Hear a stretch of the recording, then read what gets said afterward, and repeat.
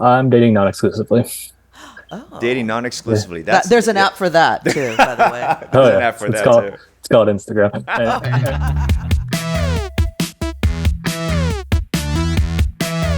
All right, welcome to another episode of I Hate Dating Apps. I'm Daniel. And I'm Gina. Today we're going to talk about all the technological advancements in the dating app space. A lot of people are familiar with niche dating apps like farmersonly.com. There used to be a dating app that a creator who he was on that show Shark Tank, and it was called Haters. So people would unite among the common things that they hate. Oh, so all negative people would Yeah, go on yeah, there. exactly. Okay, yeah. Yeah. It failed. Surprise, surprise. Oh, Yeah, but surprise. it was like, you hate cats, I hate cats too. We should be Let's get lovers. together. Yeah, exactly. So, but there's been so many of these ideas, and now there is AI. Everybody's talking about AI, Yeah, and huge. AI is coming into the space of dating apps, sometimes in crazy ways. There is a dating app now where AI-powered bots become your girlfriend or boyfriend. So, Gina, there's hope for you. As long as you don't need to have an actual human being to go on a date with, there's an AI solution. No, it's not No, for no, me. not gonna happen. Yeah, No, okay, no, all no. right. I don't. I Maybe also not. don't use blow up dolls. And Yes. Well, maybe a blow-up doll with an AI bot. There's an idea. There are AI bots that are based on social media influencers, and I'm gonna have to read this here.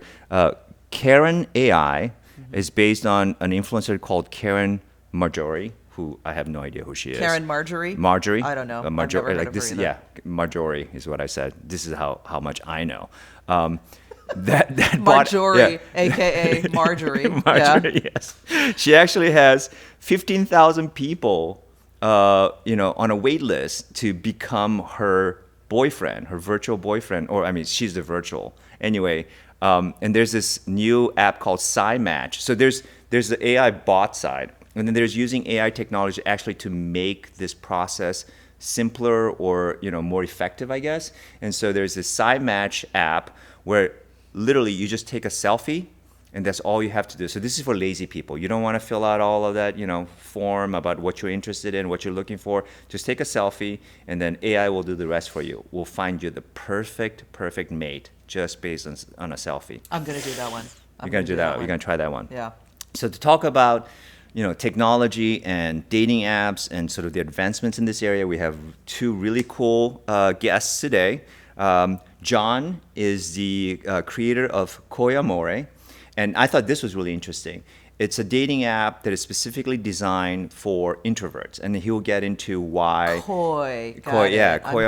Yeah. All right. And it actually makes sense, right? Because if you're an introvert, you have a hard time putting yourself out there. So the technology is actually perfect. But, the dating apps are not necessarily, the mainstream dating apps are not necessarily designed for people who are introverts. So he came up with this clever idea on how do you adapt a dating app specifically for that, segment of daters. Fascinating. And then speaking of AI, we have Eric, who is working on dataing.io, which is an AI-powered dating app. So he'll tell us a little bit more about it. So with no more ado, here are Eric and Jon. Jon, why don't we start with you? Why don't you introduce yourself? Hi, Jon Pethke. Like you said, I created Koyamore.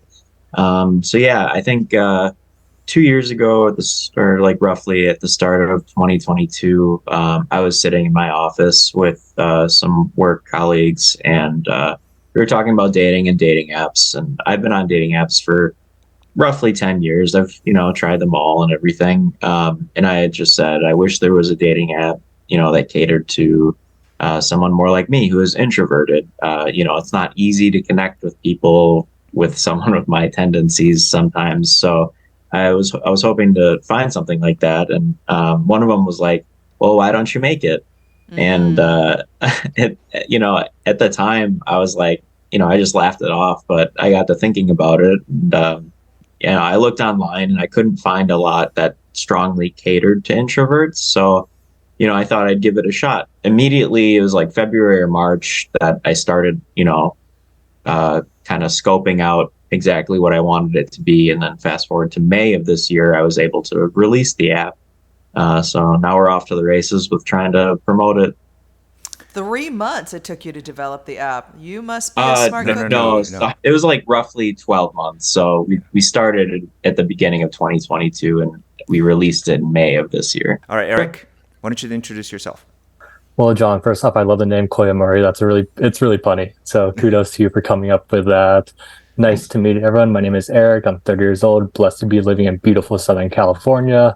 Hobbies are chess, Muay Thai, anything under the sun, reading, and I just got into meditation. I thought it'd be funny if I lead with like a dating app intro since this is I hate dating, I hate dating I was going to apps. say, Yeah, right. Wait, just are you like both single? Yeah, I am. Okay. I'm dating non-exclusively. dating non-exclusively. There's an app for that too, by the way. There's an app for that too. It's called Instagram. But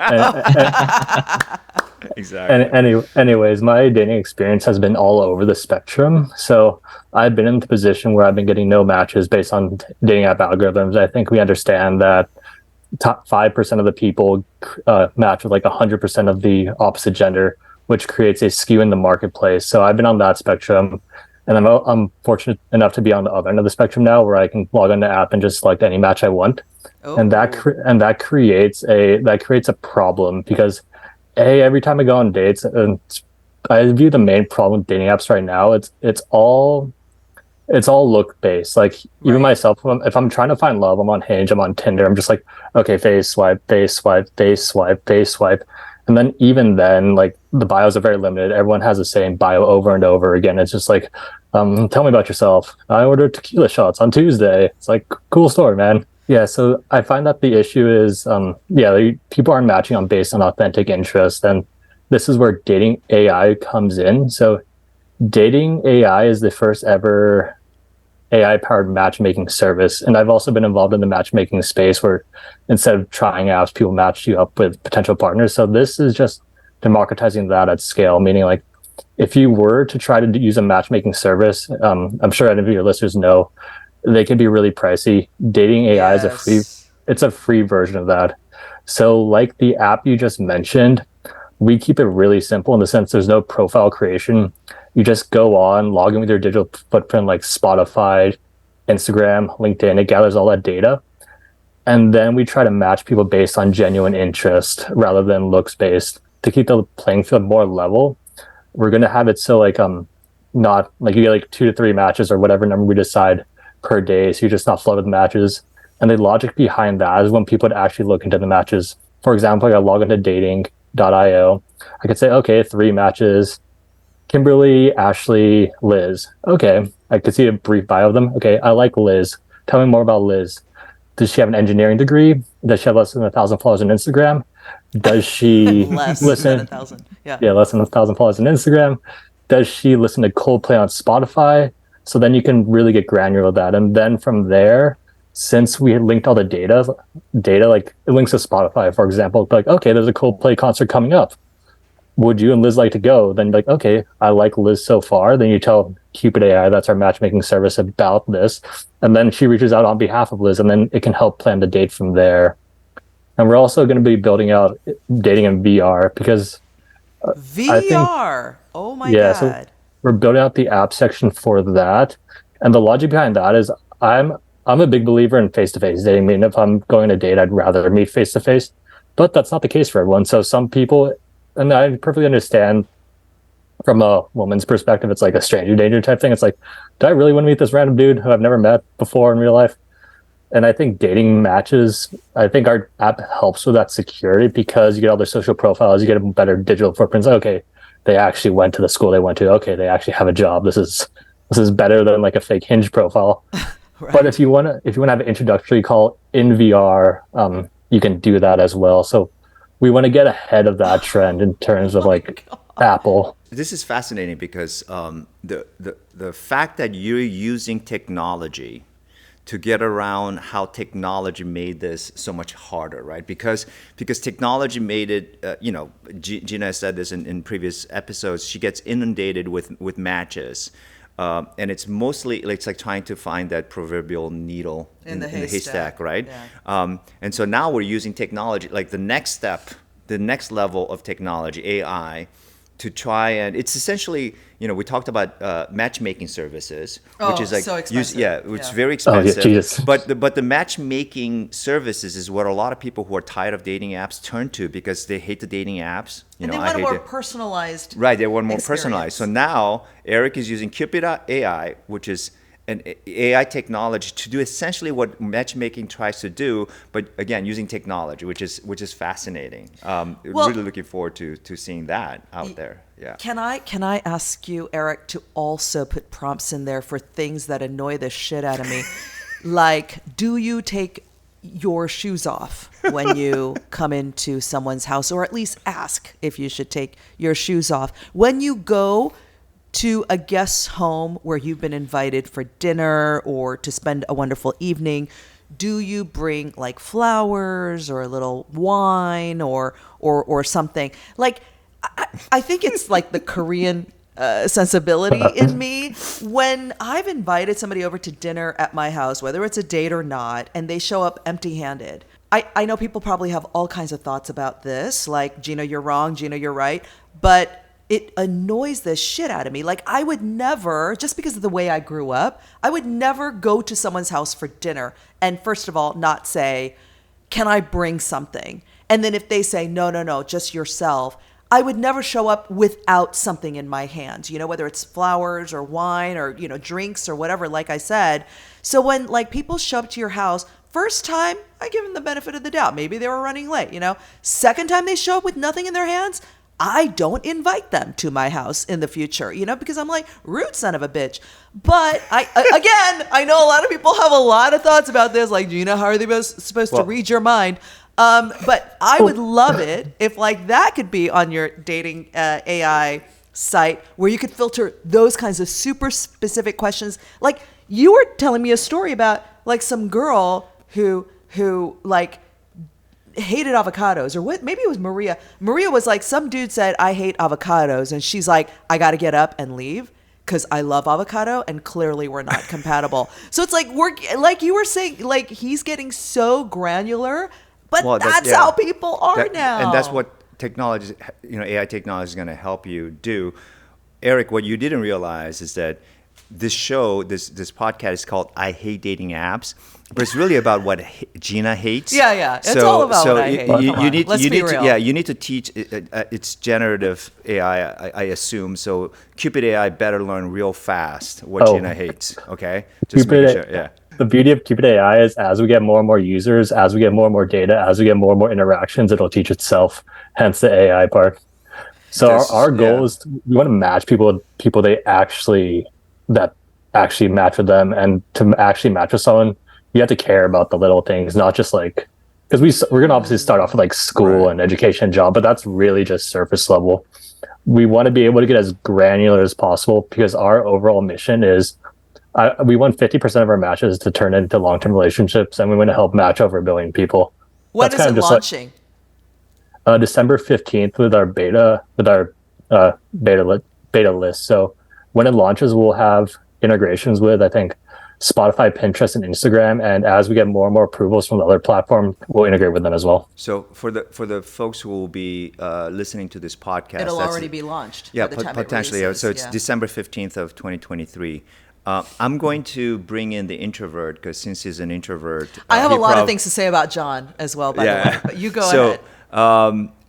I mean, the theme here being that you were using technology, and Cupid AI seems fascinating. It's like it's almost like the perfect use for AI, right? It's because it's all about bots aside, because that's crazy. It's just batshit crazy to me that they've given up on humanity, so they just want to date bots from now on. It's just a crazy idea. But actually using the technology to make because at the end of the day, that's what dating apps were supposed to do, but it doesn't quite work because it's not necessarily trying to help you find love, but it's trying or a match necessarily. It's just trying to get engagement, right? But here is a AI application where they're trying to actually make it easier for people to match, which is what Koyamori is trying to do for people who are introverts and having a hard time on the dating apps. Jon, so tell us a little bit about the idea behind Koyamori. I think we understand the basic idea, but as an introvert, what were the challenges on traditional dating apps, and what does Koyamori do differently? first let me say, Eric, congratulations on, the upcoming launch. That's awesome. I love the idea. It sounds like you've done a lot of work, and it's really impressive what you've incorporated into that. And Gina, I'm sorry that the haters dating app didn't work out. It sounds like I it could have wasn't been on the great. haters dating. She wasn't.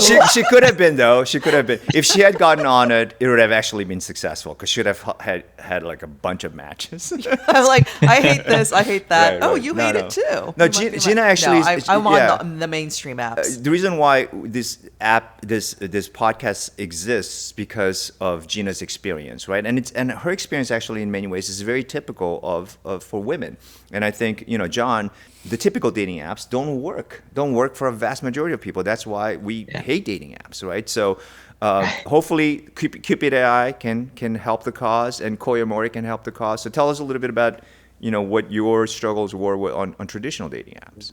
Yeah, I think one of the biggest things that I struggled with, and a lot of the people that I've interviewed as far as like my customer demographic goes, is that like engagement is one of the biggest pain points for people. And that's probably not just for introverts, but for introverts, probably even more so given our not strong success in connecting with people. So that's kind of what I wanted to input into the app. And one thing that we did is like our match algorithm. We've touched on like a lot of people value the 5 universal love languages. So that's kind of what our starting point is, apart from just like my limitation, is that when people create a profile, they get to choose their love languages in their preferred order. And then, we match people based on that. Past that, things that we want to do to help introverts, like I said, engagement. So like our blind date feature, for example, when 2 users match and start talking, if you toggle the blind date on, it lets the app know that you want to go on a date with the other person, but it doesn't let the other person know right away. So as soon as both individuals toggle that on, the app will let them both know that they want to go on a date with each other. So it's like a second layer of matching that takes the fear out of asking somebody out. So those are the kind of things that we want to continue to add as we, grow into that. 100%. And what was your experience like that made you go, I need a specific app for this? Mm-hmm. Was it just super painful?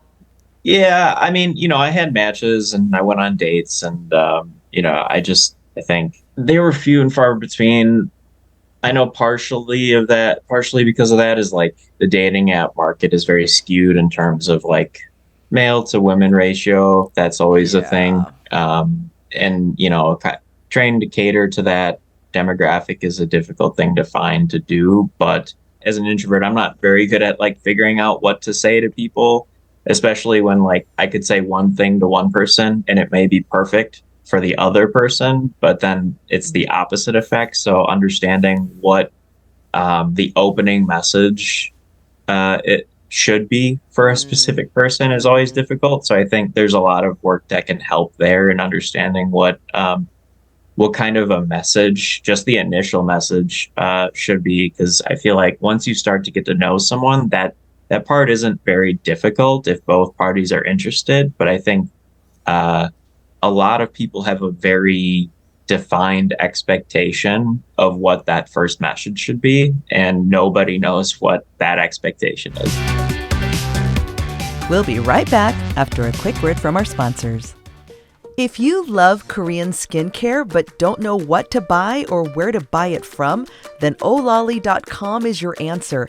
Olali curates the best in Korean beauty products, from top shelf items to trending new arrivals to my favorite, hard to find indie K-beauty brands. Founded by sisters Sue and Hera, Olali is like getting a recommendation from a good friend who's tried it all and tells you exactly what to buy. I especially love the Double Rose Luminizer Facial Oil, which feels so good on my dry, reactive skin. And Daniel loved the Neogen Airy Sunscreen, which feels just like a light lotion on your face, but is packed with SPF 50. Get 10% off your first order with the code IHateDatingApps, or use the link olali.com/IHateDatingApps. Our sponsor, Take My Face Off, makes swiping off your makeup just as easy as swiping past a bad profile. Seriously, the MIDI from Take My Face Off is this adorable facial mitt that makes skin cleansing faster, easier, and more thorough than any other method I've tried. I seriously love this product. Next time you're tempted to grab a face wipe, use a midi instead. It's just as fast, but it's better for your skin and the planet. Get free shipping with the discount code DATING at takemyfaceoff.com. In case you couldn't tell, I'm a massive extrovert. And to boot, I grew up Jehovah's Witness. I'm no longer a Jehovah's Witness, but growing up Jehovah's Witness, you have to basically quash any fear that you have of public speaking, because you're basically going door to door, or I was raised going door to door telling people the end of the world was imminent, right? You have to have some serious balls. A cheery message. Yeah. Yeah. And gumption to starting from like the age of 5 to be knocking on people's doors and going, do you read the Bible? And did you know the end of the world was coming? So I think a lot of whatever fear maybe I did have growing up of public speaking and approaching people and starting conversations with strangers was pretty quickly knocked out of me by my upbringing as a Jehovah's Witness. But, you know, I had forgotten in 15 years of not being on dating apps or, you know, dating people, how stark the differences are between extroverts and introverts. And now it's a thing where people just label it. Like on the apps now, you just put what you are, you know, like I'm an ENFJ, you know, or whatever. And so people already have the designation there. And I have to say, when I see introverts, like the INFJ, you know, or whatever, I sometimes, if other factors, like Eric was saying, like I don't like their picture, or I get annoyed by the fact that all 4 of their pictures are fuzzy and, you know, that will be my tipping point where I swipe left, because I'm like, I'm an extrovert. I know I don't get along with introverts. I'm just going to swipe left. So part of me thinks that information is both helpful and not helpful, right? Because I might be the perfect match for an introvert. Having said that, would someone like me go on your app if I feel that in the past I have jived with introverts?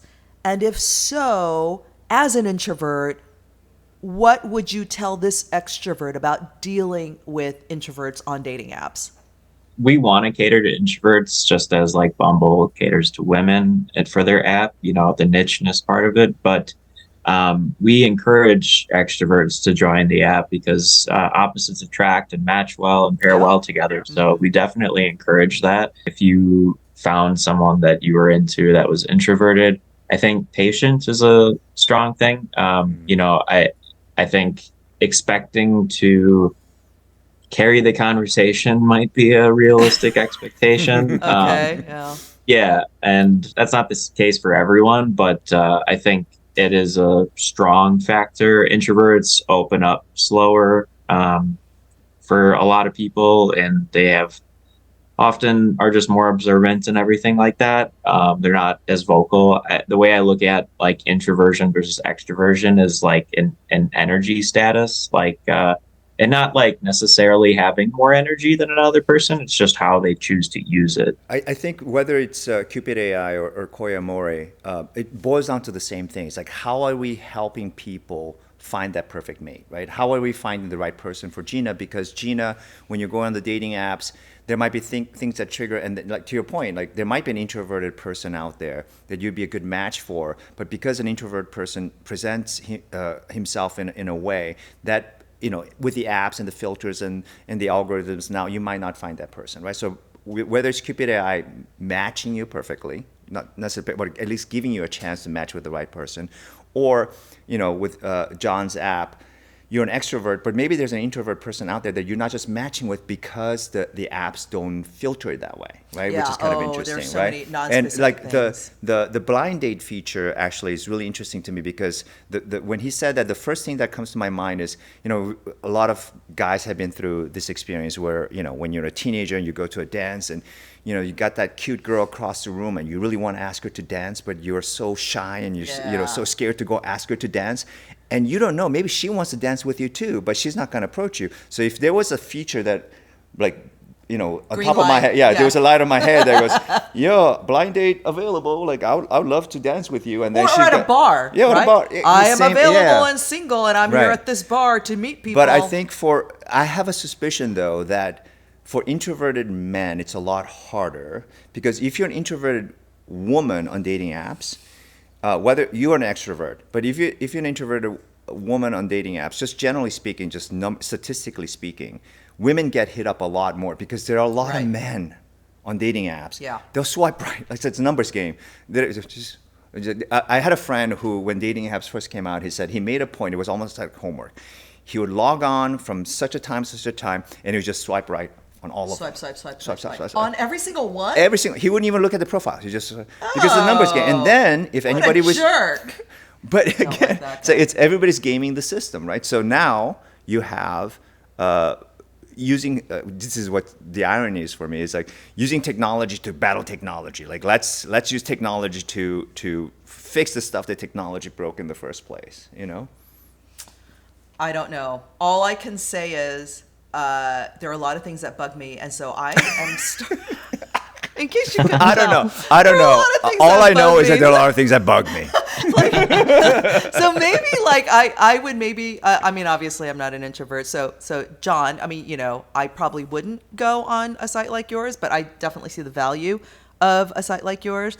But now I'm starting to think maybe I've left maybe I need to try AI, because one of the biggest problems that I have when I date introverts is that I feel like I'm the one initiating everything, like including intimacy, right? Sure. Like, because they're too shy. Sometimes I feel, John, people use it as a crutch, right? Like, and then like, or oh my God, I'll be like, hey, are we hanging out next week? And they're like, yeah, I would love to hang out next week. And then like 2 days before the date, I have no idea what we're doing, right? I'm like, should I make a reservation? Are we meeting at 6? Are we meeting at 8? Is this a booty call? Like, what? What are we doing? The last one, booty call. I know. It's always a booty call. And then I end up, because I'm the extrovert, super type A. I end up going, well, how about at 6 o'clock we meet at this place? And they're like, oh yeah, that sounds good. And then I get disinterested because I'm like, do I have to do all the fucking work? But I understand that maybe if I had, I don't know. I don't want to say that either. Like, can you be more decisive? Can you plan more things? Can you tell me when you're in the mood to, be intimate? Like, I don't want to spell those things out. Yeah, I get what you're saying. I think a lot of people do use their introversion as a crutch. I'm introverted, but I do like to plan like my life. I don't want people to do it for me. So I think it's nice when you can find someone who is introverted but also puts in the same effort. So Yes. I think they're out there. It's just you got to weed through it.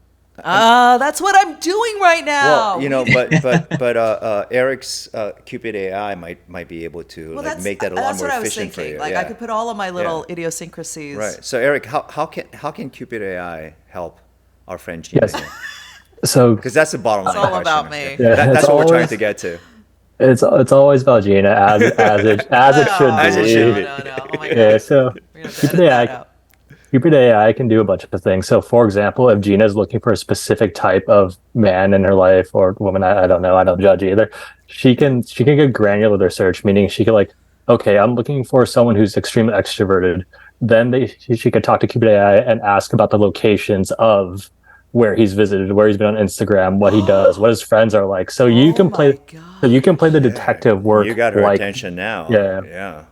And to help the introverted side, for example, we understand as a company we're making the problems is, like Gina pointed out, a lot of guys really aren't good at planning dates. I've had the most success where I say, okay, just be ready at this time and I'll deal with everything. And then that usually works out for me. But with Cupid AI, it can do the suggestions of the dates. Like, for example, since we're linking to Spotify with our previous example, just because I think it's a cool niche, okay, both of you both listen to, both of your playlists is over 25% Coldplay.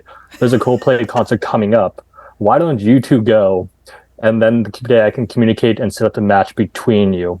In the future, we're gonna have the option where it can either just buy the tickets for you and just like here's it's done. And we'll have a rebate section where like that'll be solved. Or if you wanted to, you can set up like a virtual date. Or if you wanted to be old fashioned, you can just exchange contact info that way. Let's just play a little quick game here. So what are you looking for? And then maybe Eric can tell us like how AI can actually help, because that's a really interesting point. Like if you say I want an extrovert, then Cupid AI will say, well, this kind extrovert people would hang out at this kind of places, would have this kind of behavior on social media. Somebody who is always out, has out and about and having a good time. So what are some of the qualifications you're looking for? Okay, this is really weird because you would think that I would only ever go out with extroverts, Yeah. but almost all of my like long-term relationships, including my marriage, have been with introverts. Yeah, so Yeah. I don't know what I don't So know. AI might know better. Like, but what would you tell Cupid AI that you're looking for? I would say I'm looking for someone like me. Mm-hmm. I want them to be strong and silent as well. So, that might be a little bit of a, I don't know if that's just like crossing hairs where I'm looking for an extrovert, but if they're strong and silent, maybe they're going to be more of an introvert. But I would say the best way to describe what I'm looking for is somebody like me, whether it's like, they don't have to be Korean or anything or, Asian background, but, just somebody who likes going out and talking to people and being social and, doesn't want to stay in the majority of the time. I mean, even if they could meet me halfway and just, be okay with hanging out with friends or going to parties like half the month, I'd consider that a win. And obviously I want somebody who has a certain level of education and, like where you're able to have similar interests because of the commonalities that you have, right? I really think that's about it. But I would say ultimately the blanket thing is that I'm probably looking for somebody who's shares my interests. So, Eric, how would Cupid AI sort of digest all that information? I imagine, like you mentioned that Cupid AI would, obviously with the user's permission, sort of scour all of your digital footprint. So if Gina wants somebody who is professionally accomplished, then your LinkedIn profile might be something that is in there, right? So it will show you that you have a certain level of education, a certain level of job performance. So tell us a little, like how would Cupid AI actually work in a circumstance like this? You'd link your social media. So you'd link LinkedIn, Pinterest, Spotify, Eventbrite, Instagram, TikTok, and we're going to add more and more. And then from there to the point of your earlier app that you mentioned, you don't really have to create a profile, so it's all created for you just through your social media. And at that point, it'll scan Gina's digital footprint, and then it'll start matching people based on your digital footprint. So you'll get the people who are similar to you in terms of like career, Instagram post, music, whatever. But you won't really know that's what's connecting you. And from there, as you get your matches, like you'll get like 3 to 5 matches a day, whatever we decide. You'll be asking questions about the matches, and as you ask more and more questions, the AI will learn more and more about what you like and try to find someone based on the questions you ask. So like I'm guessing your social footprint is very extroverted. Yeah. So it may match you with just like at first a bunch of extroverts with like good careers for your education type of thing. But you're going to keep saying no to those extroverts for some reason. And then it's going to pick up on that as it gets smarter and smarter, and then eventually match you with the introvert you actually like. And the cool thing is, I'm in Web3 as well. So a concept on Web3 is composability, meaning everything builds off each other. So problems are only solved once. So Gina, you would be making the AI smarter and smarter. But as we get more and more users, those users are making it smarter and smarter for everyone else. So it's going to get better and better at matchmaking. Just the more data, the more experience it has. Oh shit! Super I think interesting, I'm yeah. wasting my time on all of these apps right now. I need to get super smart chatbot. This involved. is because when people talk about AI, they use this sort of general blanket nowadays. They think about Terminator in the future, like computers like taking over. But this is actually a really interesting use of AI. It's like, teaching a machine like to be smarter and smarter about what your preferences are. So you said like I want somebody who's like me, and if you talk enough to Cupid AI will know have a better understanding of you, and match you with people who are more like you, as opposed to using AI to create a bot, to give you a sense of companionship. So, And John, if there's hot introverts like you on there, maybe I'll sign up for Koi Amore too. Why not? Okay, so that's what Gina's after. She wants the hotties. yeah. Okay, yeah. James Bond. I mean, who I'll take James doesn't? Bond, yeah, James Bond. The quiet, yeah. I think he's an introvert. Yeah, he's definitely an introvert, but who fits right in a casino playing poker And looks so good in that that's- suit, yeah. with a martini in his hand. And also kills people. But Right. anyway, this has been so fascinating. I just freaking love this. And I'm so glad that all of this is coming up in the future. Gives me a little more hope. Well, Koyamori is already out, right, John? Yes, So sir. what, Yep. is it all in all the app stores? Can we download Yep. it? Yeah, you can get it on Google and Apple right now. So Android and Apple, and then we're on all forms of social media. We have a website. We come out with blogs regularly, and we post on social media pretty regularly too. And have you been dating on Koimori yourself, John? I have a profile on there, but I have to constantly redo it because I'm always looking for bugs myself on the app. So I don't always keep the profile up. He's dedicated to helping other introverts right now. Self-sabotage. Yes. I'm he's- just kidding. And dataing, so DATAING.io is launching Correct. December 15th of 2023. December 15th of 2023. At first, it's going to be desktop only just because that was easier to integrate with AI. But we'll be building out the Android and Google apps soon after. We're already live on social, so if you want to follow us there and just keep updated, totally happy to do so. And we're excited for the launch. We're excited for the ambassador program, and we're excited to help people. All right, cool. So people, go check it out. Dataing.io. And koiamore.com. Or Koi I do Amore, love that. yeah, I do love that COI name. Amore Yeah. on the apps, on the App Store. Thank you, John. Thank you, Eric. Thank you so much, guys. Thanks. It's been a fun conversation. Yeah. Appreciate it. Well, dating apps. Can't love with them. Can love without them. Till next See you next time. time. I hate dating apps. Hey, app daters and haters, tell us your dating app experience, and we just might bring you on as a guest for future episodes. Head to IHateDatingApps.com and click on the big yellow Tell Us Your Story button. You can't miss it. We've got a lot of fun content on our social channels, so please follow us at I Hate Dating Apps on Facebook, TikTok, and YouTube. And on Instagram, we're at I Hate Dating Apps Pod. And don't forget to like and subscribe wherever you're listening to this podcast.